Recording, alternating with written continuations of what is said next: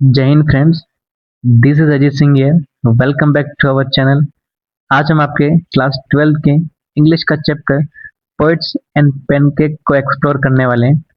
अगर आपको यह चैप्टर कठिन लगता है तो घबराने की आपको बिल्कुल भी जरूरत नहीं है। इसको हम हिंदी में लाइन बाय लाइन और एग्जाम पॉइंट ऑफ व्यू से समझेंगे। साथ ही इम्पोर्टेंट वोकेब के साथ शॉर्ट समरी भी कवर करेंगे ताकि कॉन्सेप्ट क्लियर हो और प्रिपरेशन स्ट्रांग बने। So no waste of time, let's get started.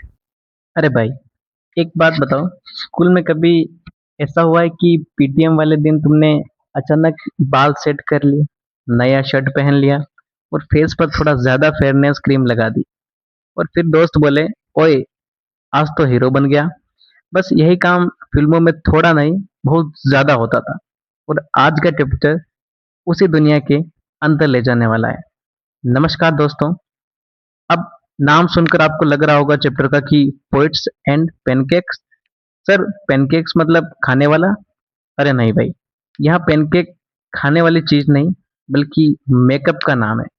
और यकीन मानो, उस जमाने में मेकअप इतना लगता था कि अगर तुम्हारे स्कूल का सबसे शरारती दोस्त भी हीरो बन जाए तो तुम पहचान ही नहीं पाओगे। अब आते हैं जेमिनी स्टूडियो पर। देखो, आज जैसे बॉलीवुड में बड़े बड़े प्रोडक्शन हाउस होते हैं, वैसे ही उस समय साउथ इंडिया में जेमिनी स्टूडियो बहुत फेमस था। ऑथर हमारे होते हैं अशोका मित्र, जो उसी जेमिनी स्टूडियो में काम करते हैं। मतलब जो कुछ भी हमें इस चैप्टर में बताया जा रहा है वह किसी व्हाट्सएप इंस्टाग्राम की फॉरवर्ड कहानी नहीं है। उन्होंने अपनी आंखों से देखा था। इसीलिए चैप्टर पढ़ते समय ऐसा समझो कि कोई इनसाइडर तुम्हें फिल्म इंडस्ट्री का बैक स्टेज टूर करा रहा है। अब सोचो, एग्जाम के दिन सुबह सुबह तैयार होकर स्कूल जाते हो, थोड़ा फेस वॉश, बाल सेट करना, बस काम खत्म। लेकिन फिल्म स्टूडियो में ऐसा नहीं था। वहाँ हीरो हीरोइन के चेहरे पर इतना मेकअप लगाया जाता था कि कई बार असली चेहरा पहचानना भी मुश्किल हो चला जाता था।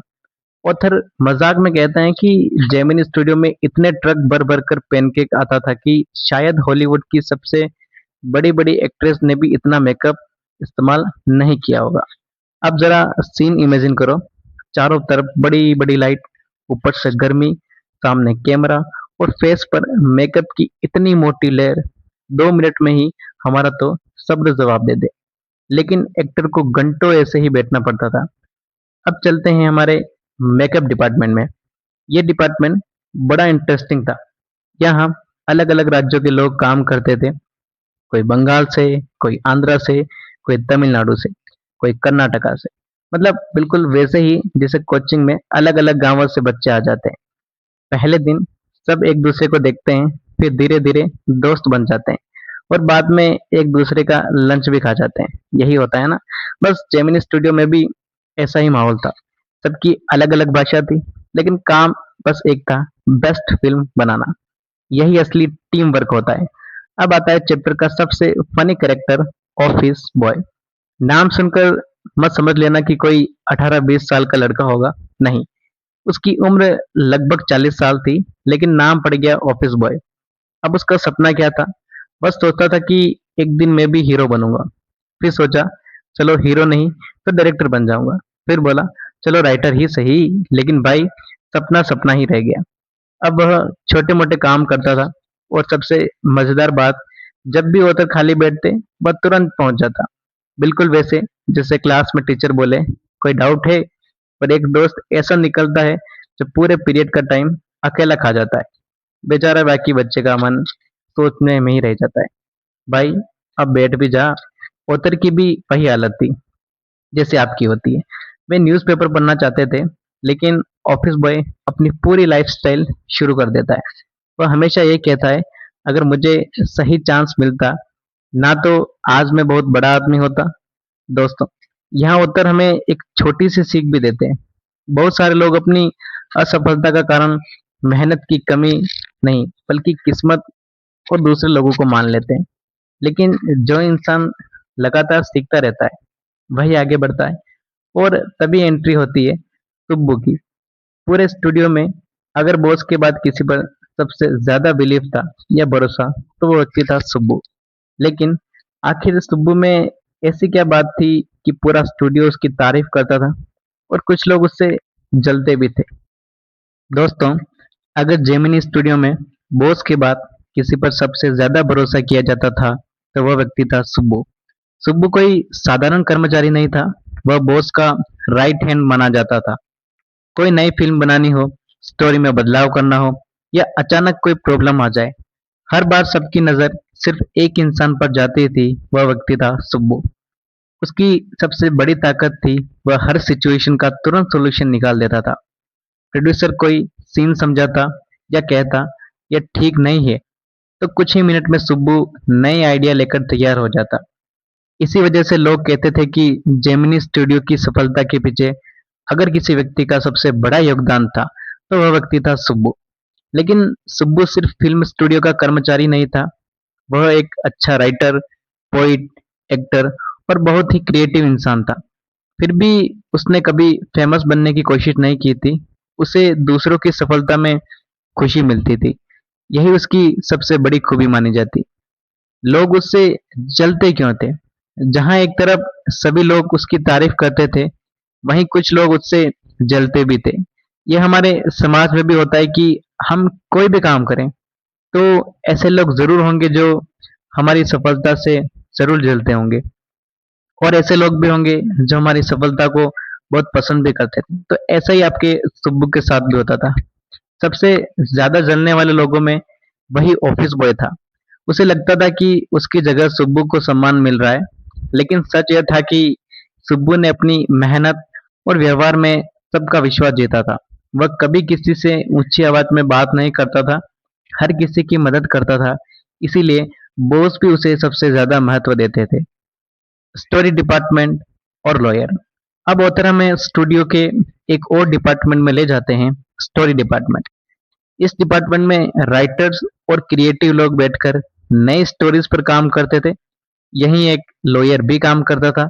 सब लोग उसे मजाक में एक अपोजिट कहते थे, क्योंकि जहां बाकी लोग प्रोड्यूसर की हर बात मान लेते थे, वहीं लॉयर हमेशा उल्टा सोचता था।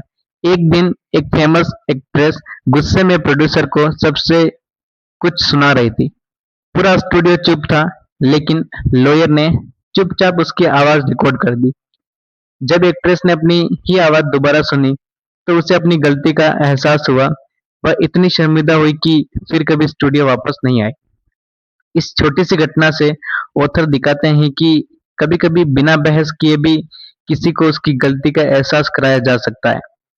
जेमिनी स्टूडियो पोइट्स का अड्डा। अब कहानी थोड़ी अलग मोड़ में चली जाती है दोस्तों। ऑथर बताते हैं कि जेमिनी स्टूडियो सिर्फ फिल्मों का स्टूडियो नहीं था, यह कई बड़े पोइट्स और राइटर्स का मिलने जुलने का स्थान भी था। दिन भर कॉफी चलती रहती थी। लोग फिल्म की बातों से ज्यादा पोइट्री और लिटरेचर पर चर्चा करते थे। अधिकतर लोग खादी पहनते थे और महात्मा गांधी का सम्मान करते थे। लेकिन सच यह भी था कि उनमें से कई लोगों को पॉलिटिक्स की ज्यादा समझ नहीं थी। फिर भी वे बड़े बड़े विषयों पर बात करते रहते थे। ऑथर यहाँ पर हल्के व्यंग्य के साथ उस समय के माहौल का चित्रण करते हैं। MRA की विजिट। इसी बीच एक विदेशी ग्रुप आया। इसका नाम था मॉरल रीअर्मानेंट, यानी MRA। यह ग्रुप अपने प्लेज के माध्यम से, यानी नाटकों के माध्यम से लोगों को अच्छे विचार देना चाहता था। उन्होंने जेमिनी स्टूडियो में कई शानदार प्लेस प्रस्तुत किए। उनके सेट्स, कॉस्ट्यूम्स और परफॉर्मेंस इतने शानदार थे कि मद्रास के लोग बहुत प्रभावित हुए। ऑथर बताते हैं कि उन प्लेस का असर बाद में साउथ इंडियन थिएटर और फिल्मों पर भी दिखाई देने लगा। यानी कभी-कभी बाहर से आने वाले कलाकार भी हमारी कला को नई दिशा दे जाते थे। Suspense begins. कुछ महीनों बाद स्टूडियो में फिर से हलचल मच गई। इस बार खबर थी कि इंग्लैंड से एक बहुत बड़े पोइट आने वाले हैं। पूरा स्टूडियो उनकी तैयारी में लग गया। लेकिन मजेदार बात यह थी, किसी को ठीक से पता नहीं था कि वह पोइट कौन है और उन्हें इतना सम्मान क्यों दिया जा रहा है। आखिर वह इंग्लिश विजिटर कौन था? ऑथर ने बाद में उसकी असली पहचान किसे पता लगाई, और द गॉड दैट फेल्ड नाम की किताब का इस चैप्टर से क्या संबंध है, देखते हैं दोस्तों इन सारे सवालों को। इंग्लैंड से एक खास गेस्ट आने वाला था। पूरे स्टूडियो में एक्साइटमेंट थी, लेकिन किसी को यह तक नहीं पता था कि वह आखिर कौन है। अब शुरू होता है इस चैप्टर का सबसे इंटरेस्टिंग और सबसे मीनिंगफुल हिस्सा, इंग्लिश विजिटर की एंट्री। आखिरकार वह दिन आ गया। दोपहर के समय इंग्लैंड से आए हुए गेस्ट स्टूडियो पहुंचे। वह लंबे कद के, गंभीर स्वभाव वाले और बिल्कुल साधारण व्यक्तित्व के इंसान थे। बॉस ने उनका जोरदार स्वागत किया, एक लंबी स्पीच दी, लेकिन यह सच था कि बॉस खुद भी उनके बारे में ज्यादा नहीं जानते थे। उन्होंने सिर्फ इतना कहा कि यह बहुत बड़े राइटर और एडिटर हैं। फिर उस इंग्लिश विजिटर ने बोलना शुरू किया। उन्होंने फ्रीडम, डेमोक्रेसी और लिटरेचर जैसे विषयों पर बात की, लेकिन सबसे बड़ी समस्या यह थी कि स्टूडियो में मौजूद लगभग किसी भी व्यक्ति को उनकी इंग्लिश ठीक से समझ नहीं आई। उनका एसेंट अलग था और विषय भी लोगों की समझ से बाहर था। पूरा हॉल शांत बैठा रहा, स्पीकर बोलते रहे, ऑडियंस सुनती रही, लेकिन किसी को समझ नहीं आया कि आखिर क्या कहा जा रहा है। ये वैसे ही सिचुएशन है जैसे दोस्तों आपके साथ होती कि टीचर का आज क्लास में आकर कह के चला जाता है, वो बोलता रहता है लेकिन आपके सर पर जू तक नहीं रेंगती।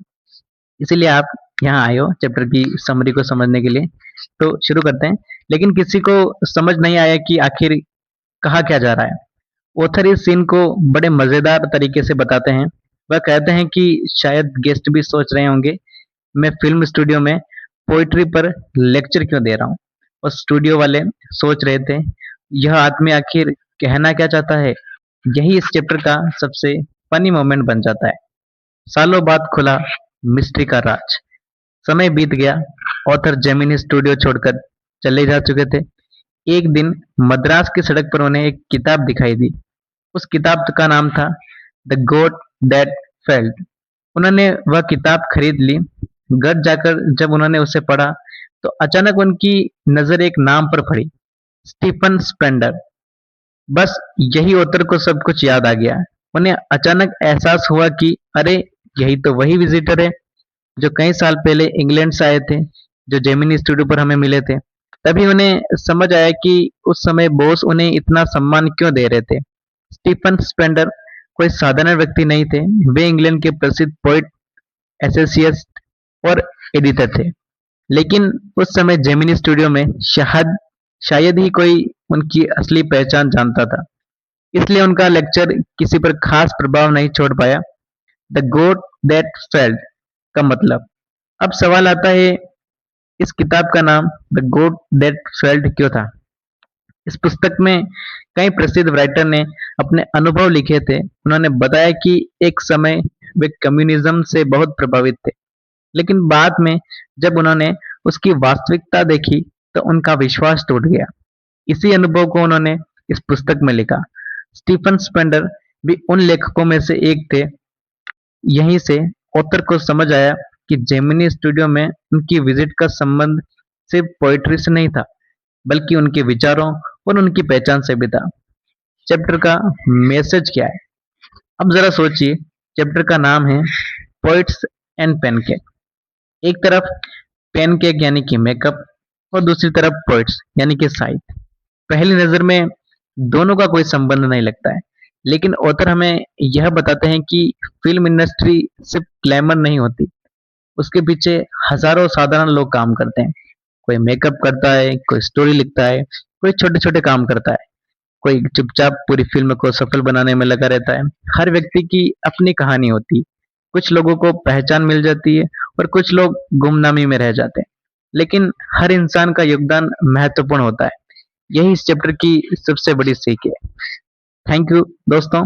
तो मुझे आशा है कि आपको ये चैप्टर की समरी को जानने में हेल्प मिली होगी। अगर आपको ये वीडियो अच्छा लगा हो या ये ऑडियो अच्छा लगा हो तो आप हमारे चैनल को लाइक, शेयर, सब्सक्राइब कर सकते हैं। मिलते हैं नेक्स्ट वीडियो में। तब तक जय हिंद, जय भारत।